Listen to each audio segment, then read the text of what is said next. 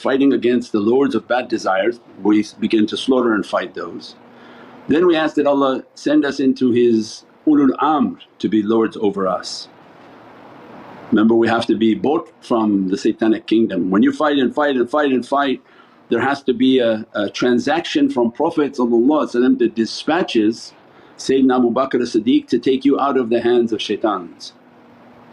So otherwise the shaitan will never leave you alone, he'll call you wherever you are, he'll send all his agents to find you wherever you are. Hey, oh you're wearing a beard and hiding with these guys, now come back to us.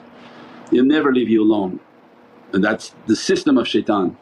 That's why they can't walk out of it. Those people who sign their souls away, as soon as they say, oh I don't want it anymore, you see them hallucinating and going crazy because they can't unsign their contracts. They can't just walk away from shaitan once they made a deal with shaitan. So it means there has to be a transaction for the believer in which Allah accepts their tawbah and has written for them a destiny to leave shaitan, and that Prophet begin to dispatch people to be taken out of the hands of shaitan.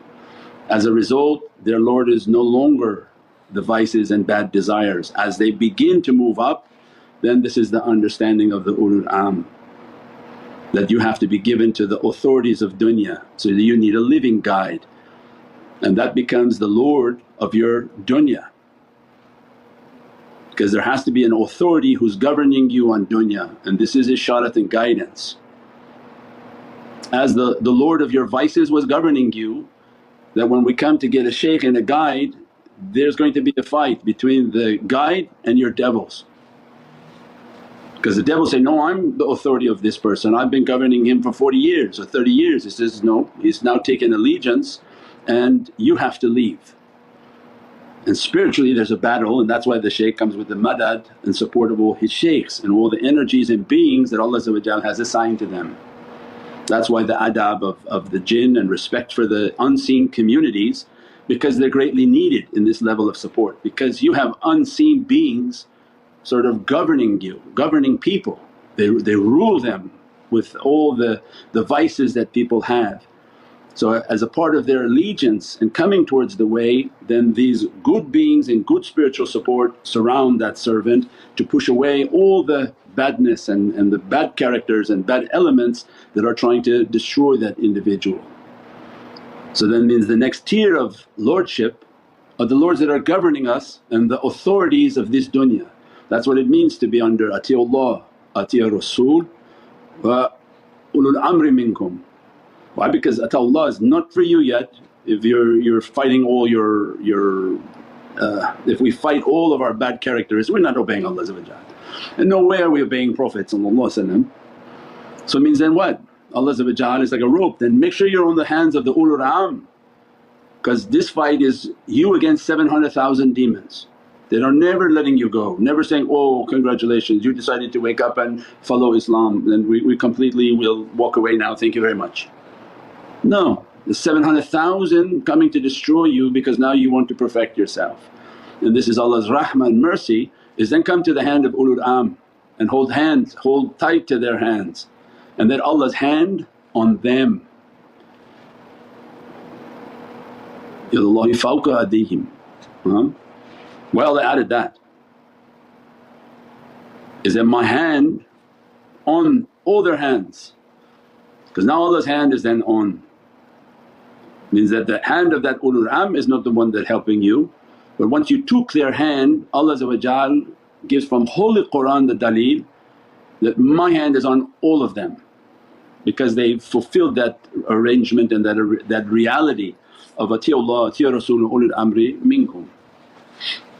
As a result of Allah's hand upon them, now they are asking for the heavenly kingdom upon earth to be their authority and to move within the house of lords. If we can enter on this earth the kingdom of authority, we can now progress from the heavenly kingdom upon earth into the heavenly kingdom in the malakut, in the world of light. If we're out in the field playing with demons, how can we think that we're praying in paradise and that Rabbil A'la is with us? So Allah then, get out of the field with animals, go into this palace, right? Because that's Ata Rasul, he's the king. If you want to enter into the kingdom then you have to take the hands of his men When we took the hands of His men, we entered into the kingdom of Allah under the sultanate of Sayyidina Muhammad. As a result, now you are in the heaven, the kingdom upon earth, because it's Muhammad is that door upon earth.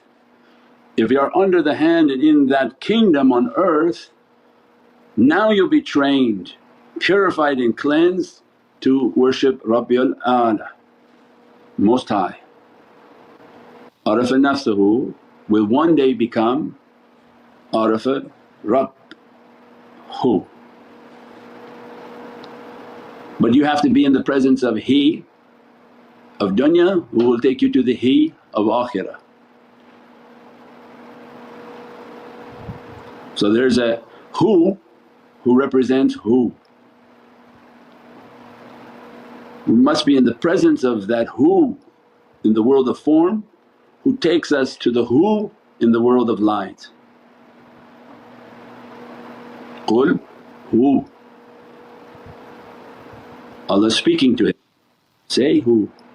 What should I say? Allahu Ahad, Allahu Samad. This is a dialogue. This is the dialogue of sincerity. There is a soul that's so sincere that in the surah of Ikhlas it's only a surah of sincerity, there's no other issues, no other commands, nothing. It has such a level of purity and immense reality. This is a dialogue between huwa huwa, where Allah is the qul hu, speaking, Allah speaking, a qul hu. That who is the one whom we have to reach in dunya. He's the hay of hidayat and He's the secret of wow and wudud. So who has the secret of guidance and who is the secret of Divinely love? Allah gave us a hint by saying, Habibullah.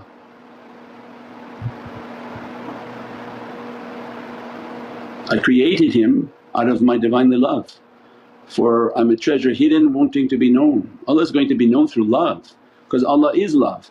Violent people think Allah will be known through violence. Angry people will think Allah will be known through anger, vengeance, terror, punishment, rip you to pieces. Allah is love. He created all creation out of muhabbat and ishq. Look to the flowers, the fragrance, look to all the animal kingdom, their love, look to the beatific nature of creation. Everywhere you see is love. The only wildness you see are in humans. So Allah represents Divinely love. He gives this love upon the servant, and the real who of dunya is the reality of Sayyidina Muhammad. And Allah wants us to find that reality, that authority. So the ulul am, they are the house of lords on this earth. Their souls are Rabbaniyun, and Allah gives them their title in Qur'an, Kunu ma'a Rabbaniyun, be Rabbaniyun, whom they learned the book and taught the book. Then when you talk to people they say, oh yeah, we learn Qur'an, we're Hafiz Qur'an, we're Rabbaniyun. You didn't learn the book and you definitely didn't teach the book. The Kitabullah is the reality of Sayyidina Muhammad, and that you have to learn that, otherwise you just learn Furqan. Prophet is the walking Qur'an, the eternal ever living Qur'an, moving Qur'an, which is not created Allah's Divinely speech but manifesting in the light of Sayyidina Muhammad from the heart of the soul of Sayyidina Muhammad. And manzil Qur'an, the house in which the location of Holy Qur'an is emanating in the world of light. Can be understood but can be denied. The immensity of that reality is enough to be astonished. By that light, by that guidance, all these realities Allah wants us to reach. Reach to these ulul am who are lordly souls, Rabbaniyun. They learn the kitab means they reach to Prophet in Hadrat al-Nabi, they're in the presence of Sayyidina Muhammad and they teach that reality of Muhammadiyya and the realities of the Muhammadan haqqaiqs. These are the real Rabbaniyun. Their mission to grab you and take you to the presence of Sayyidina Muhammad.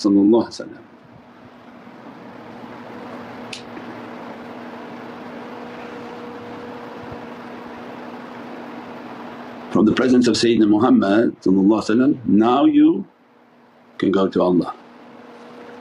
Mecca, Medina, Mecca.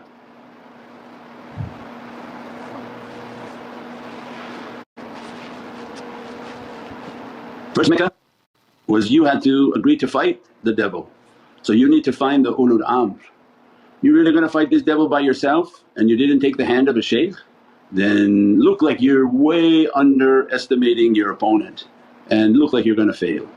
So that's the aqeedah of shayateen. They tell people, oh you don't need a guide, well because they want to win the fight. So why would you take the lesson from shaitan on who you need and don't you need?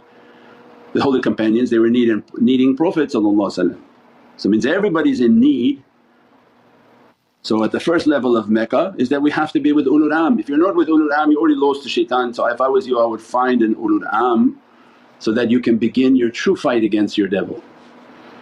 At that time their mission is to take you on your pilgrimage to Madinah to Munawwarah, which we just described. You have to come to the presence of the one of love, who Allah created all this creation for that love, made the flowers to be beatific because that love. His holy presence on this earth and that would arrive upon this earth, Allah made this earth to be beatific, otherwise it would have been the moon, dark and filled with holes, nothing of any value. It's beautified for the sake of Sayyidina Muhammad. Only with the Muhammadan light supporting you, dressing you, blessing you, becoming Madani, the people of Medina, the perfection of your soul, because now it has the light of Muhammadun Rasulullah. And what Allah describes of that, how can I punish them when you are amongst them and they're making tawbah and forgiveness? Means now you have the shield that protects you from Allah's anger and grants you, قُلْ إِنِ كُنْتُمْ تُحِبُّونَ اللَّهَ فَاتَّبِعُونِي يُحِبْبُكُمُ اللَّهُ, because you went to the